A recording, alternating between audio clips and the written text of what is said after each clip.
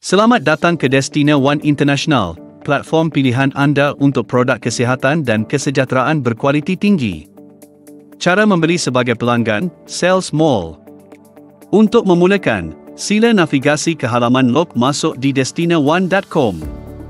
Sebaik sahaja laman web dimuatkan, log masuk menggunakan nama pengguna dan kata laluan anda.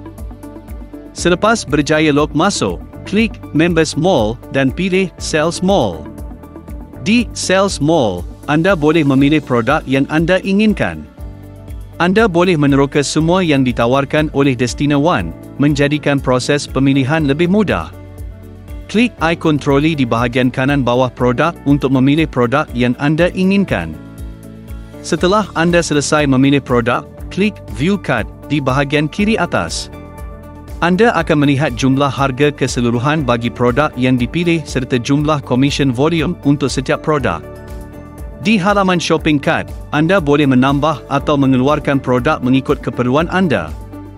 Halaman ini akan dikemaskini secara automatik berdasarkan jumlah akhir produk dan CV yang telah anda pilih. Jika anda berpuas hati dengan pilihan anda, klik butang Submit. Di halaman Checkout, pilih antara self-collect atau shipping di bahagian Handling Method. Pastikan semua maklumat diisi dengan betul bagi menjamin kelancaran proses dan penghantaran oleh Destina One International. Lengkapkan semua maklumat dalam bahagian Shipping Details.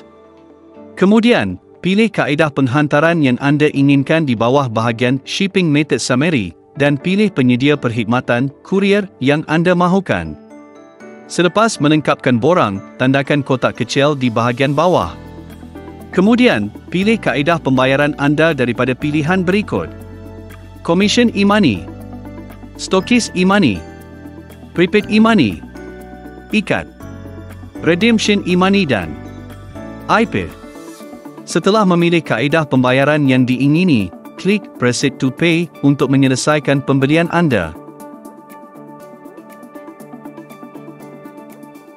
Selepas transaksi berjaya diselesaikan, invoice pembayaran akan dijana, dan anda juga akan menerima invoice pembayaran dalam talian melalui email yang anda daftarkan.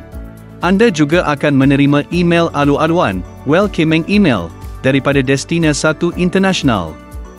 Email alu-aluan ini akan mengandungi semua butiran log masuk anda untuk mengakses Destina One Virtual Business Office.